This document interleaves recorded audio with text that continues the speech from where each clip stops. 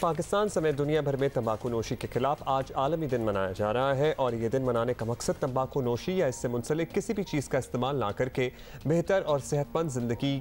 کو گزارنا ہے۔ مقصد یہی ہے کہ دنیا بھر میں بسنے والے اربوں انسانوں کو یہ پیغام دیا جائے کہ کس طرح تمباکو نوشی انسانی صحت کو متاثر کرتی ہے اور مختلف بیماریوں کو دعوت دیتی ہے۔ غیر ملکی رپورٹس کے مطابق دنیا میں سگریٹ پینے والوں کی تعداد میں تشویشناک حد تک اضافہ ہوا ہے۔ اعداد و شمار بتاتے ہیں کہ تمباکو نوشی کرنے والوں کی تعداد ریکارڈ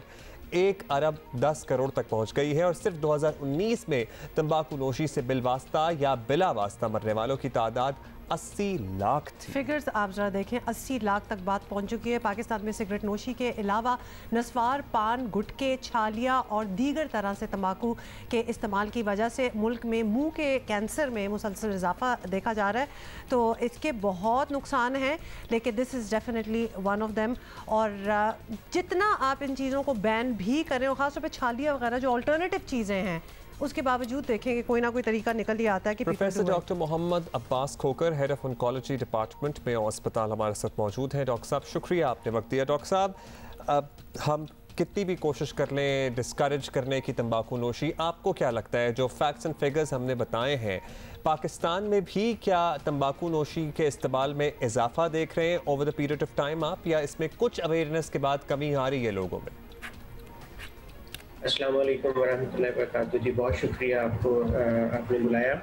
جی آپ کی فگرز بڑے صحیح ہیں آپ نے جو بتایا، لیکن ہمارے پاس یہاں پہ ایگزیکٹ فگرز پاکستان میں موجود تو نہیں ہے، لیکن دیکھنے میں یہی آ رہا ہے کہ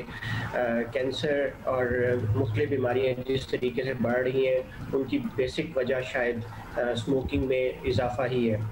اور یہ الارمنگ ہے، بہت زیادہ ہے۔ اور ینگ پاپولیشن میں بہت زیادہ کینسر آ رہا ہے، بہت زیادہ اس میں بیماریاں آ رہی ہیں، بہت زیادہ ہم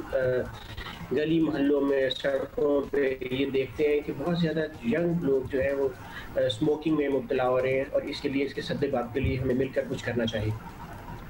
اچھا ڈاکٹر صاحب، آبویسلی ہم پوری دنیا میں کیمپینز بھی بہت دیکھتے ہیں اور پاکستان میں بھی ایسے کیمپینز کبھی کبھار ہم نے دیکھے ہیں چلتے ہیں جہاں ینگ لوگوں کو یا اوور آل لوگوں کو اسموکنگ سے ڈسکریج کیا جا رہا ہے۔ کچھ چیزوں پہ جو آلٹرنیٹیو چیزیں ہیں جیسے گٹکا، پان وغیرہ، کچھ چیزوں پہ تو بین بھی لگ جاتا ہے کہ یہ نہ کریں، کہ یہ بہت ہی بری چیز ہے صحت کے لیے۔ اور پھر ڈاکٹر صاحب آلٹرنیٹیوز بھی ہیں، آپ نے دیکھا اگر سگریٹ نہ کریں تو اور گیجٹس نکل آئے ہیں، ویپ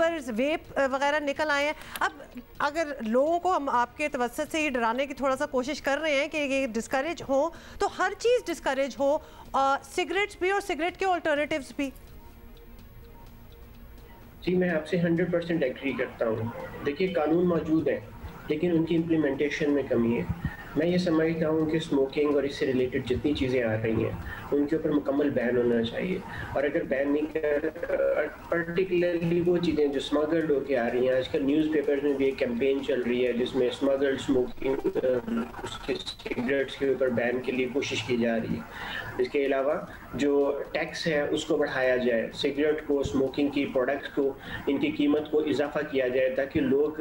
ہیزیٹیٹ کریں ان کو خریدنے کے لیے۔ اور اس کے علاوہ اویئرنیس بہت ضروری ہے، صرف ایک سال کے اندر ایک smoking day, anti smoking day منا لینا کافی نہیں ہے، اس کے لیے ریگولر ریمائنڈرز عوام تک پہنچنے چاہیے۔ اس کے علاوہ اسکول کی ایجوکیشن میں اس کا بہت بڑا حصہ ہونا چاہیے کہ ہاؤ ہیزرڈس اٹ از، اس کے ساتھ کینسر ہوتا ہے، اس کے ساتھ